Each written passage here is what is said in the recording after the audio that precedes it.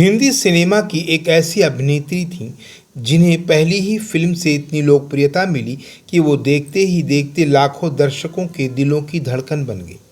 उनकी बड़ी बड़ी भावुक आंखें, मासूम चेहरा और दर्द से भरी अदाकारी लोगों को पर्दे पर रोने पर मजबूर करती थी। वो अभिनेत्री थी निम्मी।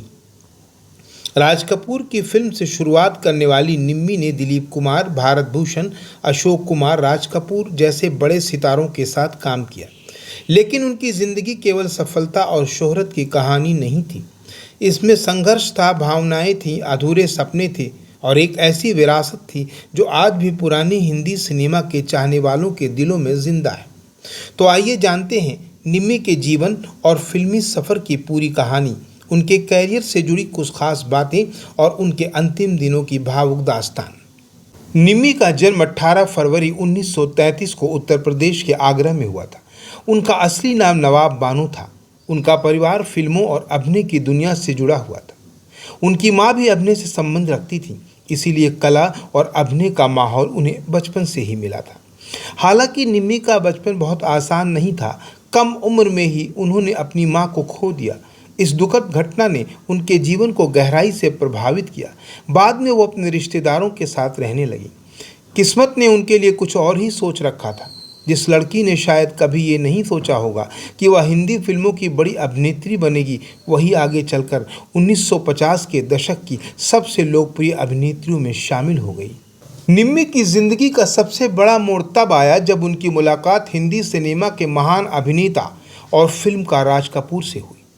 उस समय राज कपूर अपनी फिल्म बरसात बना रहे थे। इस फिल्म में राज कपूर के साथ नरगिस मुख्य भूमिका में थी। निम्मी को फिल्म में एक महत्वपूर्ण भूमिका मिली।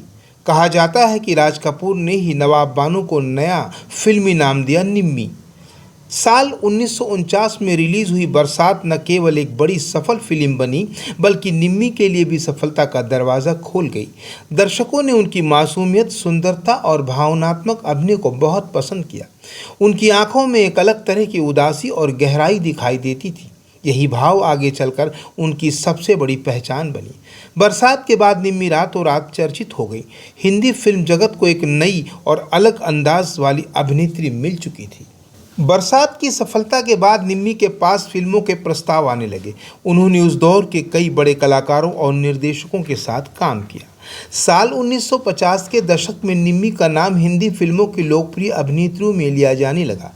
उनकी अभिनय शैली बहुत स्वाभाविक थी। वो केवल सुंदर दिखने वाली अभिनेत्री नहीं थी, बल्कि अपने चेहरे और आंखों से भावनात्मक व्यक्त करने में माहिर थी। उनकी खासियत ये थी कि जब वो पर्दे पर दुखी होती थी तो दर्शक उनके दर्द को अपना दर्द समझने लगते थे। निम्मी ने प्रेम, त्याग, दुख और भावनात्मक संघर्ष वाले किरदारों को बड़ी सहजता से निभाया। उनकी अभिनय शैली में बनावट कम और भावनात्मक सच्चाई ज़्यादा दिखाई देती थी। निम्मी के कैरियर की सबसे महत्वपूर्ण फिल्मों में एक थी आन, जो साल 1952 में रिलीज़ हुई। इस फिल्म का निर्देशक महान फिल्मकार महबूब खान ने किया था। फिल्म में दिलीप कुमार मुख्य भूमिका में थे और निम्मी ने भी एक अहम किरदार निभाया था। आन अपने समय की भव्य फिल्मों में गिनी जाती है। इसे रंगीन तकनीक में बनाया गया था और इस फिल्म ने भारतीय सिनेमा को विदेशों में भी पहचान दिलाने में भूमिका निभाई थी। इस फिल्म के बाद निम्मी की लोकप्रियता और बढ़ गई। उन्हें केवल भारत में ही नहीं बल्कि विदेशों में भी पहचाना जाने लगा।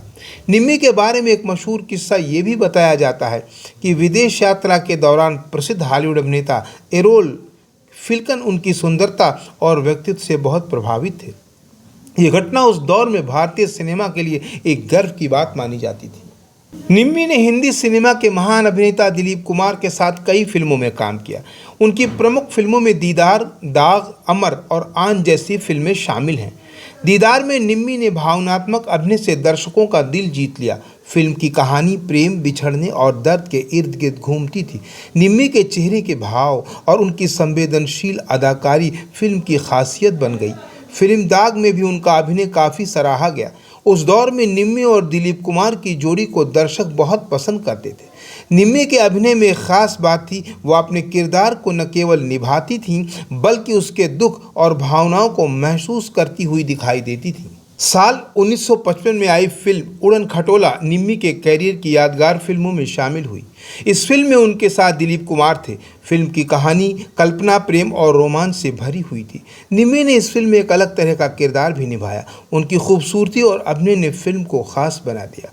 आज भी पुराने हिंदी सिनेमा के प्रशंसक उड़न खटोला को निम्मी की महत्वपूर्ण फिल्मों में गिनते हैं। साल 1956 में रिलीज हुई फिल्म बसंत बहार भी निम्मी के कैरियर की एक महत्वपूर्ण फिल्म थी। इस फिल्म में उनके साथ भारत भूषण थे। फिल्म का संगीत बहुत लोकप्रिय हुआ और आज भी इसके गीत शास्त्रीय संगीत पसंद करने वालों के बीच याद किए जाते हैं। निम्मी ने इस फिल्म में एक संवेदनशील और भावनात्मक भूमिका निभाई। उनकी सादगी और अभिनय ने दर्शकों को प्रभावित किया। निम्मी की सबसे बड़ी ताकत उनकी आंखें थीं। उनकी आंखों में मासूमियत भी थी और दर्द भी। वो बिना ज़्यादा संवाद बोले भी अपने किरदार की भावनाएं दर्शकों तक पहुंचा देती थी। उस दौर में कई अभिनेत्रियां अपनी सुंदरता और ग्लैमर के लिए मशहूर थीं, लेकिन निम्मी की पहचान उनकी भावुक अदाकारी से बन गई थी। उन्हें अक्सर ऐसे किरदार मिले जिनमें प्रेम, त्याग, दुख या जीवन का संघर्ष शामिल होता था। उनके अभिनय को देखकर ऐसा लगता कि वो कहानी का हिस्सा नहीं बल्कि उस कहानी को सचमुच जी रही हैं। साल 1963 में रिलीज हुई फिल्म मेरे महबूब भी निम्मी के कैरियर की महत्वपूर्ण फिल्मों में शामिल है। इस फिल्म में राजेंद्र कुमार और साधना मुख्य भूमिकाओं में थे। फिल्म संगीत और कहानी के कारण बहुत लोकप्रिय हुई थी। निम्मी ने इसमें महत्वपूर्ण भूमिका निभाई और एक बार फिर अपने अभिनय से दर्शकों का ध्यान आकर्षित किया। समय के साथ हिंदी सिनेमा बदलने लगा। नई अभिनेत्रियां आई और फिल्मों की कहानियों का अंदाज भी बदल गया। निम्मी ने धीरे धीरे फिल्मों से दूरी बनाना शुरू कर दिया। निम्मी ने लेखक और निर्माता एस अली रज़ा से शादी की थी। शादी के बाद उन्होंने अपने निजी जीवन को ज़्यादा महत्व दिया। वह फिल्मी पार्टियों और चमक दमक से दूर रहने लगी। उनकी ज़िंदगी में कुछ व्यक्तिगत दुख और अधूरे सपने रहे, लेकिन उन्होंने अपने जीवन को बहुत गरिमा और सादगी के साथ आगे बढ़ाया। निम्मी उन कलाकारों में से थी जिन्होंने शोहरत मिलने के बाद भी अपनी निजी ज़िंदगी को बहुत अधिक सार्वजनिक नहीं किया। निम्मी के कैरियर के बारे में एक ख़ास बात। निम्मी के कैरियर की सबसे चर्चित फिल्मों में से एक थी लव एंड गॉड। इस फिल्म का निर्देशन महान निर्देशक के आसिफ कर रहे थे, जिन्होंने मुगल आजम जैसी ऐतिहासिक फिल्म बनाई थी। लव एंड गॉड का निर्माण कई वर्षों तक चलता रहा। फिल्म से जुड़े कई बदलाव हुए और ये परियोजना लंबे समय तक अधूरी रही। निम्मी को इस फिल्म से बहुत उम्मीदें थीं। बाद में फिल्म को अधूरे रूप में रिलीज़ किया गया।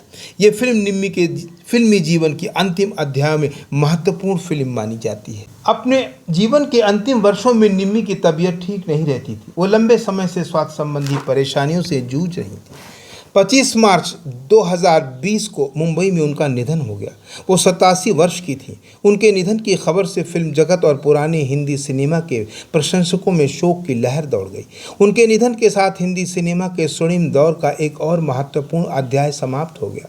लेकिन कलाकार भले ही इस दुनिया से चले जाते हैं, उनकी फिल्में और उनका अभिनय उन्हें हमेशा याद रखता है। निम्मी भी आज हमारे बीच नहीं, लेकिन बरसात, आंध, दीदार, दाग, उड़न खटोला, बसंत बहार, अमर, मेरे महबूब जैसी फिल्मों के माध्यम से वो आज भी हमेशा याद की जाती रहती है। निम्मी केवल एक अभिनेत्री नहीं थी, बल्कि हिंदी सिनेमा के उस सुनहरे दौर की खूबसूरत याद थी, जब अभिनय आँखों से किया जाता था और भावनाएं सीधे दिल तक पहुँचती थीं। उनकी मासूम मुस्कान, दर्द से भरी आंखें, सादगी से भरी अदाकारी आज भी पुराने फिल्मी प्रेमियों के दिलों में जिंदा है। निम्मी इस दुनिया से ज़रूर चली गईं, लेकिन उनकी फिल्में उन्हें कभी भुलाने नहीं देंगी। अगर आपको निम्मी की ये कहानी पसंद आई हो तो वीडियो को लाइक करें, अपने दोस्तों के साथ शेयर करें और ऐसे ही पुराने हिंदी सिनेमा के अनसुने किस्सों के लिए हमारे चैनल को सब्सक्राइब ज़रूर करें।